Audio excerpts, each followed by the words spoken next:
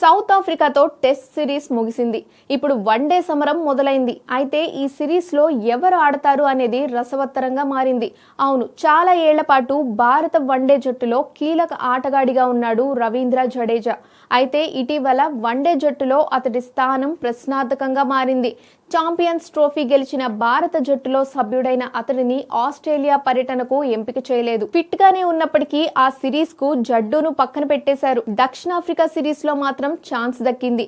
కొన్ని రోజుల్లో జడ్డు 37 ఏళ్లు పూర్తి చేసుకుంటుండడం, ఈ మధ్య అతడి బౌలింగ్ లో పదును తగ్గడంతో 2027 ప్రపంచ కప్ ను దృష్టిలో ఉంచుకొని భారత జట్టు ప్రత్యామ్నాయాల వైపు చూస్తోంది. కాబట్టి ఇందులో ఆల్ రౌండ్ ప్రదర్శనతో మెప్పిస్తే తన కెరీర్ ను పొడిగించుకోవడానికి అవకాశం దక్కుతుంది.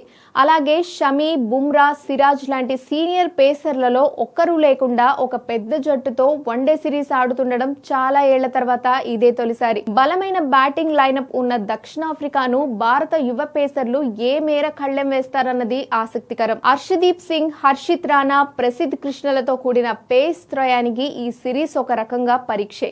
అదే సమయంలో ఇది వారికి మంచి అవకాశం కూడా. ఈ ముగ్గురు ఇప్పటిదాకా సీనియర్ పేసర్లకు సహాయ బౌలర్లుగానే ఉన్నారు.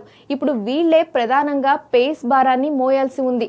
హర్షదీప్ T20లో తానేంటో రుజువు చేసుకున్నప్పటికీ వన్డేల్లో ఇంకా సత్తా చాటుకోలేదు. ఇక గంభీర్ మద్దతుతో ఎక్కువ అవకాశాలు అందుకుంటున్నాడనే పేరు సంపాదించిన హర్షిత్ రాణాపై ఈ సిరీస్ లో అందరి కళ్ళు ఉంటాయనడంలో ఎటువంటి సందేహం లేదు. ఆస్ట్రేలియా పర్యటనలో అతను ఓ మోస్తరు ప్రదర్శన చేశాడు. మరి ఇండియాలో ఎలా రాణిస్తాడో చూడాలి. ఇక వీరితో పాటు IPL లో గత కొన్నేళ్లుగా ఎన్నో మెరుపు ఇన్నింగ్స్ లు ఆడాడు యశస్వి జైస్వాల్. అక్కడ తన ఆట చూస్తే పరిమిత ఓవర్ల క్రికెట్ కే అతను బాగా నప్పుతాడని అనిపిస్తోంది. కానీ ఆశ్చర్యకరంగా అతను టెస్టుల్లో స్థిరపడ్డాడు. రెగ్యులర్ ఆటగాడిగా మారాడు.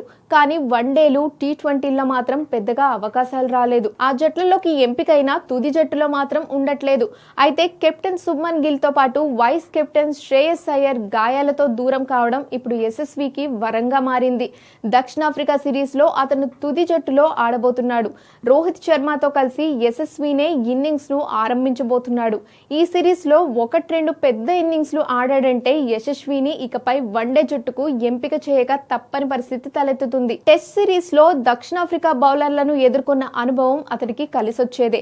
ఈ ఫార్మాట్ లో తన శైలికి తగ్గట్లు స్వేచ్ఛగా బ్యాట్ జులిపించే అవకాశం దక్కుతుంది.